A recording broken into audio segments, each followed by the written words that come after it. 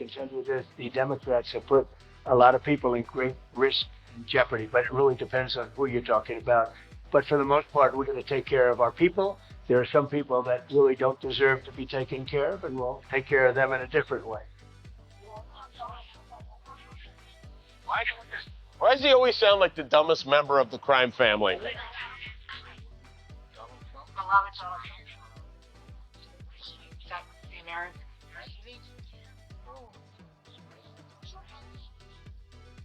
Donald Trump just got roasted so badly by Jimmy Kimmel and Harrison Ford that the internet can't stop talking about it. It's like watching two totally different worlds, Hollywood comedy and movie legend coolness, come together to roast one man. The result? Absolute chaos, laughter, and viral gold. So grab your popcorn, because this story is wild from start to finish. Right. Trump met at the White House today with the Prime Minister of Canada, Mark Carney. This poor guy, Trump slapped a 35% tariff on Canada after claiming Canada is a significant source of migrants and fentanyl entering the United States. And now, in order to get relief from that tariff, Carney has to promise he'll cut off the flow of drugs coming over the Canadian border, which shouldn't be difficult because of all the fentanyl seized at the U.S. border last year, 0.2% of it came from Canada. So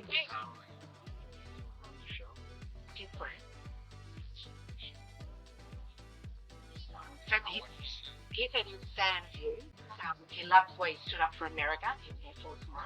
Get off my plane. And he liked the way.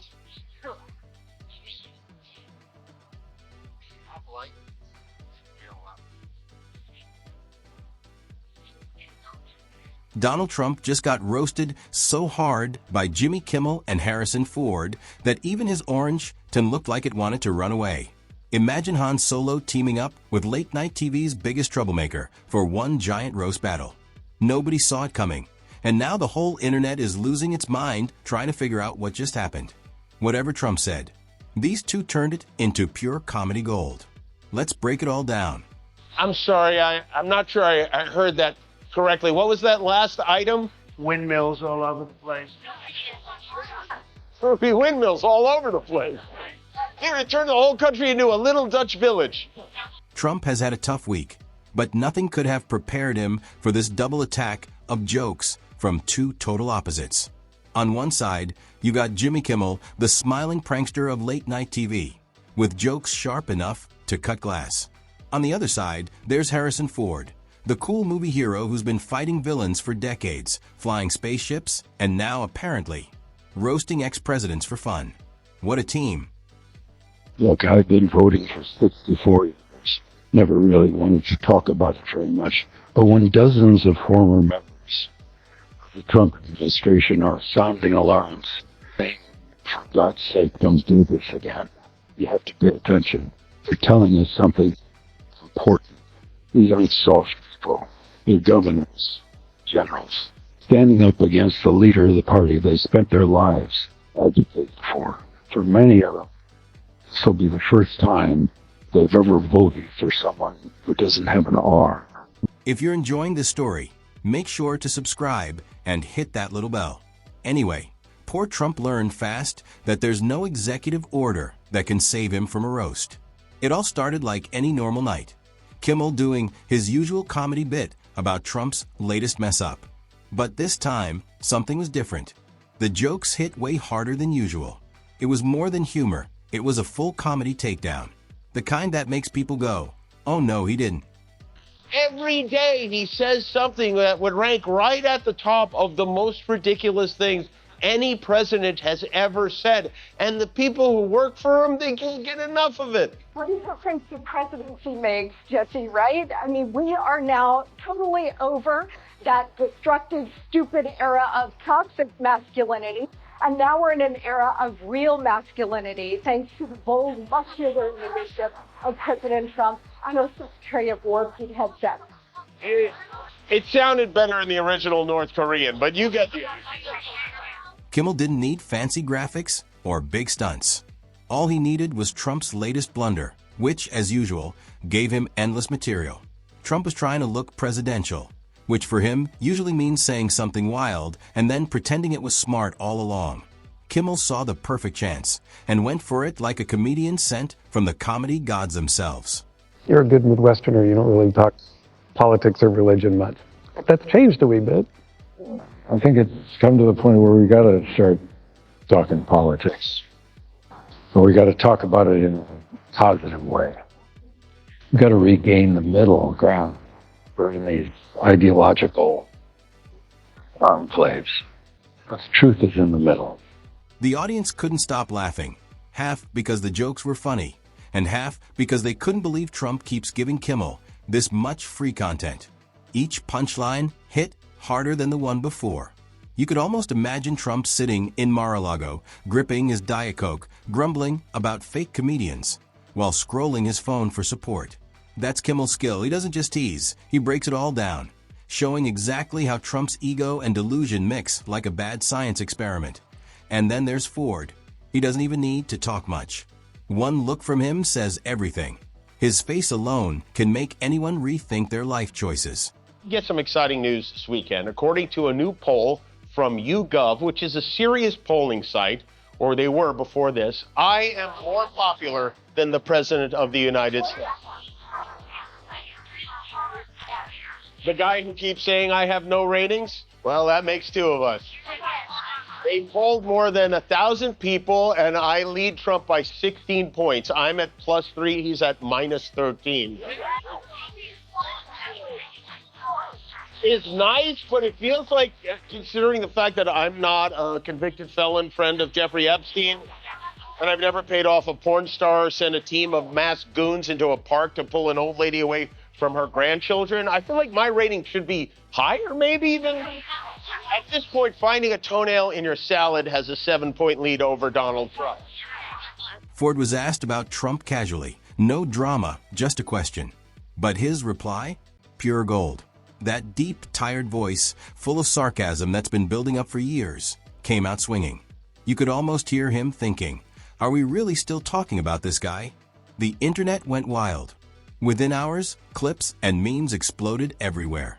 Fans replayed Ford's reaction again and again, not just for what he said, but how he said it. Cool, calm, and brutally honest. It was like watching one man throw jokes while the other drops a truth bomb in slow motion. Approach. Have you ever been approached to get involved in politics? I'm about to do it right now. Oh, you are? Yeah. Here we go. All right. No, I was just kidding about entering into politics, because I've always been in politics. We're all in politics. Are we?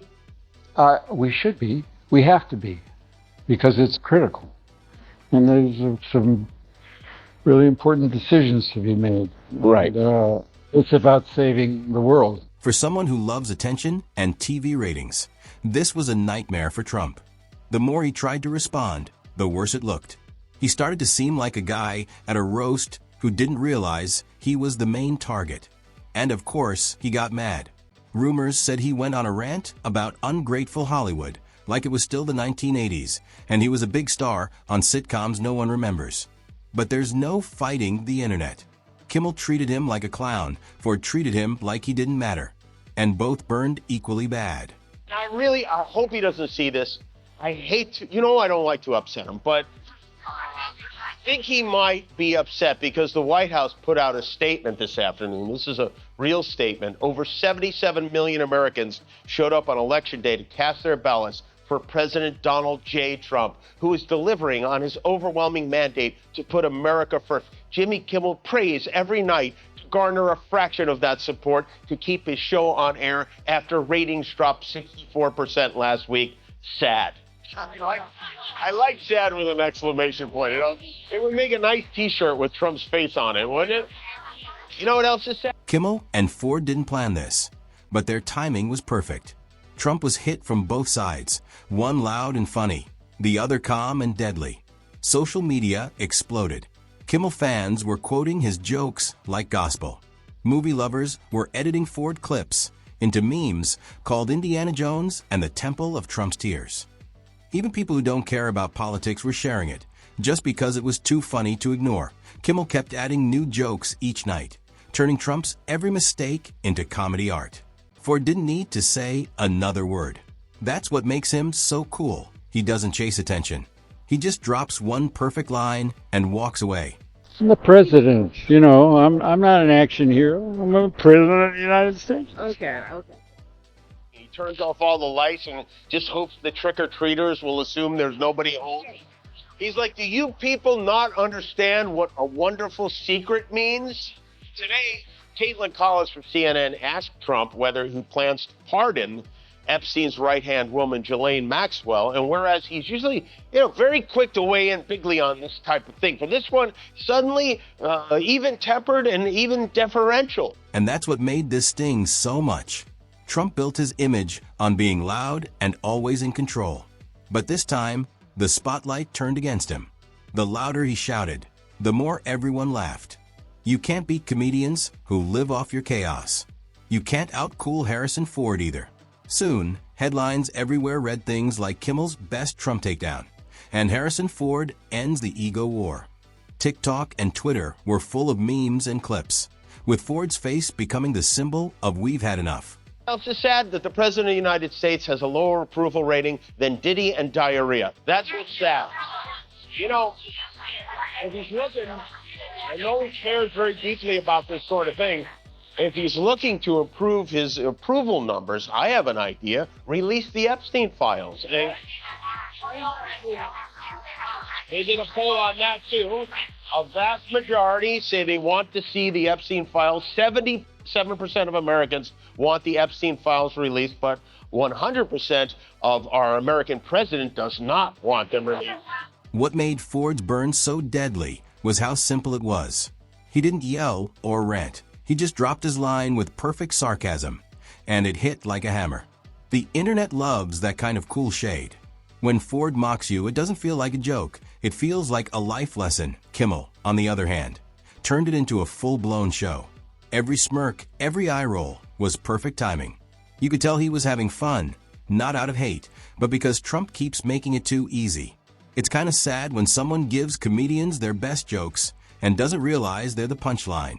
In the end, Kimmel brought the chaos, Ford brought the calm, and together, they crushed Trump from two sides of Hollywood. Harrison Ford is the latest star to call out Donald Trump. The actor dropped by Jimmy Kimmel Live on Monday night to talk about his new film, and while he was there, Trump came up in conversation. Kimmel was joking about the title of Ford's new film, A Call of the Wild, and held up a fake Hollywood Reporter magazine with a number of quotes from Trump about the film. That call was perfect. Donald J. Trump. Yeah, it was a perfect call. It's a great call, not just a Best call ever was, of course, a knock on what the president had said repeatedly about the infamous Ukraine call that led to his impeachment. But the internet never forgets. Every meme, every video, every sarcastic clip will keep living forever. Trump's biggest weakness has always been his need for attention. And this time, it turned against him. The roast became a cultural moment, not just a joke. Kimmel's monologue felt like therapy for everyone tired of Trump's drama. Ford's calm reaction felt like the world saying, "We're over it." Trump kept trying to fight back, but Ford didn't even care enough to reply. And that hurt the most in the end. The funniest part wasn't the jokes themselves, it was the silence. Because sometimes, being the loudest person in the room just makes it easier for everyone else to laugh at you.